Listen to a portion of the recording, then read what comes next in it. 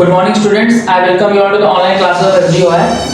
So students, we were doing chapter number 10, that is profit and loss, and we have discussed till question number 9 in that exercise 10A. Now let's see question number 10. Now question number 10 is saying the selling price of 12 pence is equal to the cost price of 14 pence.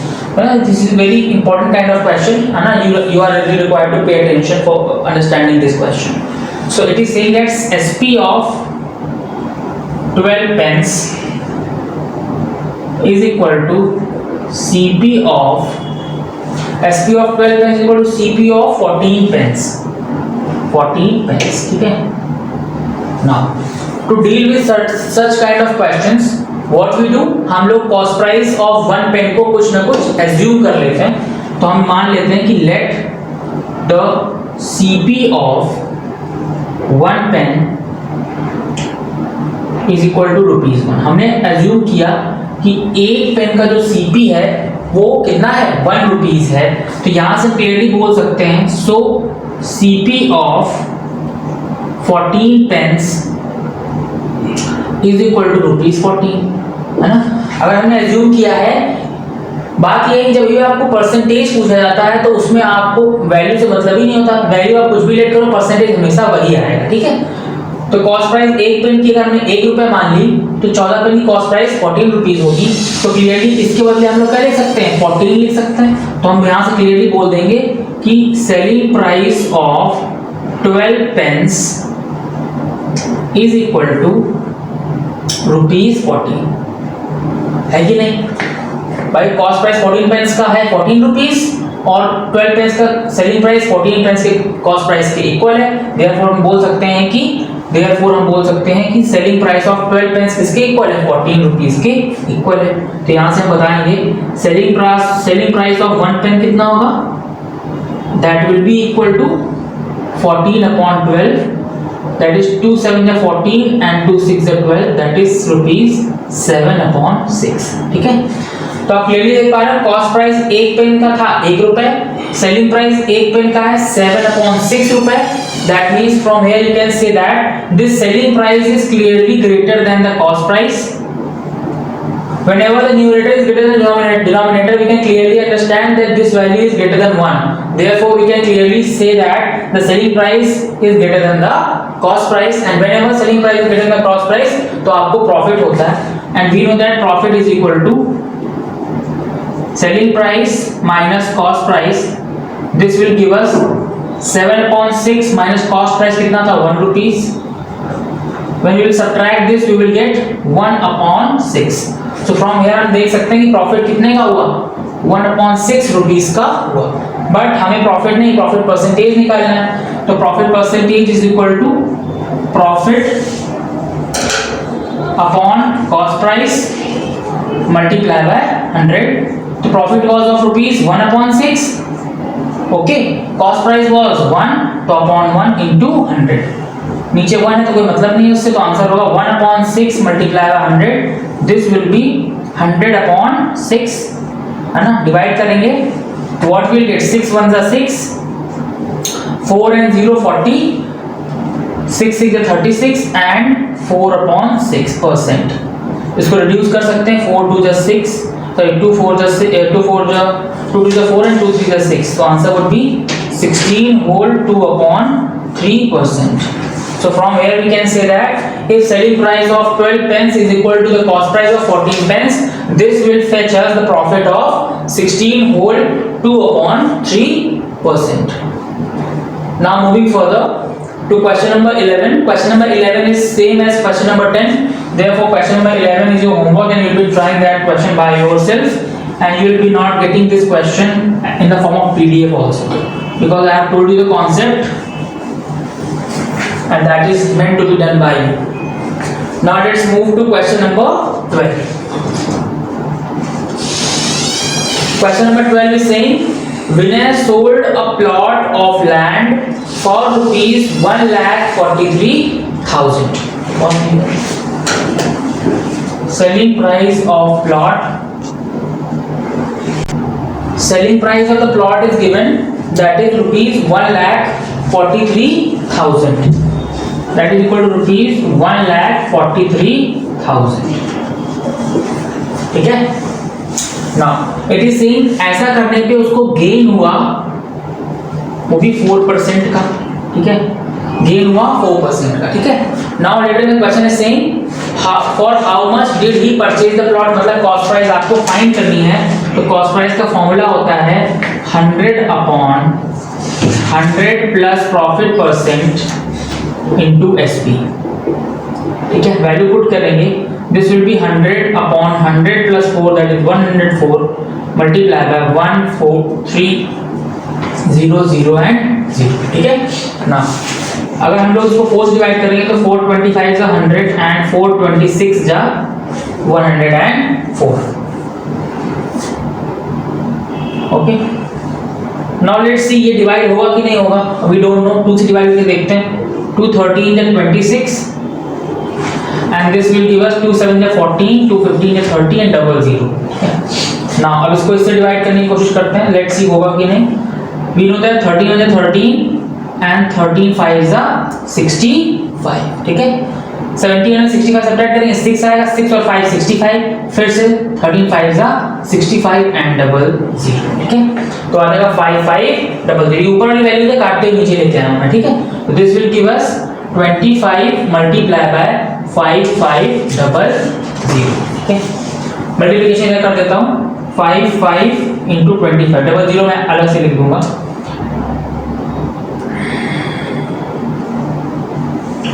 तो 5 5 25, 5 carry 2, 5 2 10 plus 2 12। यहाँ से भी फिर से वही आएगा 5 2 and 1 5 7 3 1। ठीक है, तो this will give us 1375 and 00। तो यहाँ से हम बोल सकते हैं प्लॉट की कॉस्ट थी दैट वाज 1,37,500 रुपीस। ठीक है, चलिए, तो आपको फॉर्मूला ये याद रखना पड़ेगा।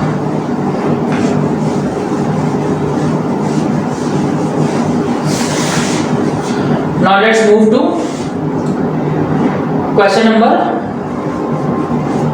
13। ठीक है, इसमें भी आपको क्या फाइंड करना है, कॉस्ट प्राइस फाइंड करना है, लॉस का फॉर्मूला यूज करके कर लेंगे। ठीक है, now I will be telling you question number 14। ठीक है, क्वेश्चन नंबर 14 और 15 एक जैसे, 14 मैं बताऊंगा, 15 आप अपने आप से करेंगे।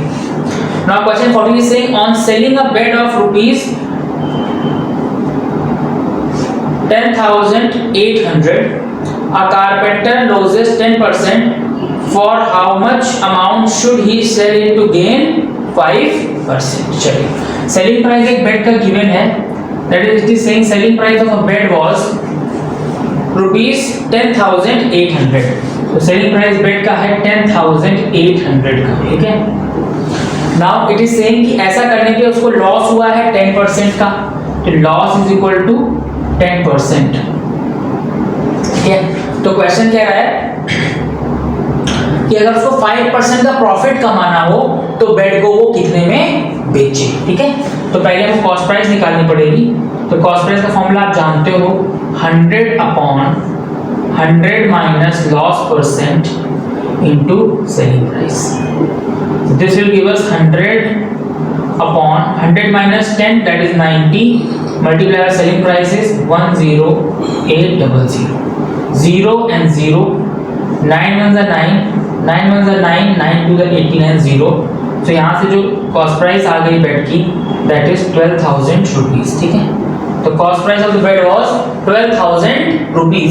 अब वो कह रहा है कितने में बेचे कि हमको प्रॉफिट हो जाए 5% का, तो हमें सेलिंग प्राइस निकालनी है। कॉस्ट प्राइस निकल आई है, तो सेलिंग प्राइस का फॉर्मूला होता है 100 प्लस प्रॉफिट कितना चाहिए 5%, 100 plus profit percent upon 100 into CP.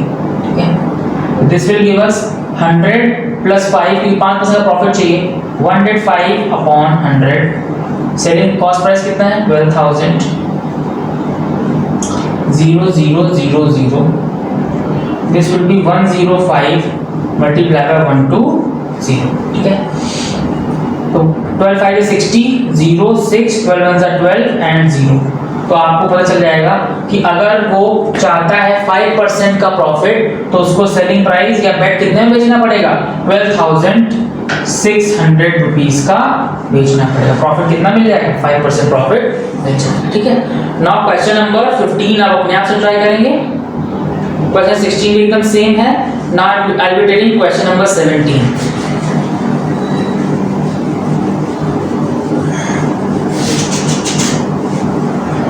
Question number 17 is saying Kamal sold 2 scooters 19800 each. कमल ने 2 स्कूटर बेचे और दोनों का जो सेलिंग प्राइस था वो 19800 था।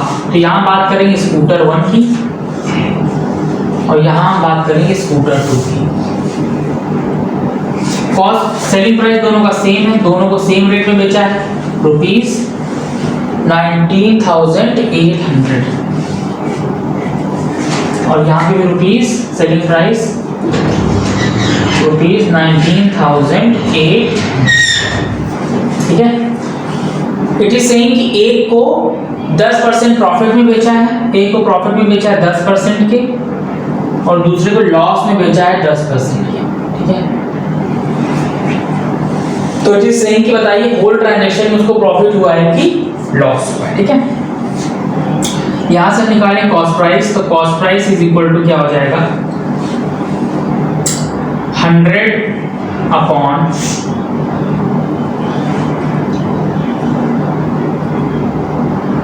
100 plus profit percent that is 10 into SP that is 19,800। Sorry. Okay, this will be giving us CP is equal to 100 upon 110 into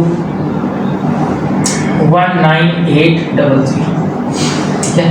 zero से जीरो एलिमिनेट होगा। 11 बंदा 11 88 एंड 0। तो यहाँ से क्लियरली हमें दिख गया कि कॉस्ट प्राइस कितना हो जाएगा, 18,000 रुपीज। क्या कॉस्ट प्राइस कितना है, 18,000 रुपीज, जब प्रॉफिट 10% वो कमा रहा था। यहाँ पे अगर हम लोग CP निकालें तो CP will be again 100 upon 100 minus loss percent, formula में लिख दे रहा हूँ, मुझे जरूरत नहीं है, into selling price. This will give us 100 upon 100 minus 10 that is 90। Selling price is 19800। 0 से 0 एलिमिनेट हो गया। 9 1 जा 9, 9 2 जा 18 and 9 2 जा 18 and 0। So from here we can clearly see तो कॉस्ट प्राइस आया कितना आया, 22,000 का कॉस्ट प्राइस आया। इसका कॉस्ट प्राइस 18,000, इसका कॉस्ट प्राइस 22,000। तो टोटल सीपी कितना आ जाएगा, total CP is equal to 18,000 plus 22,000।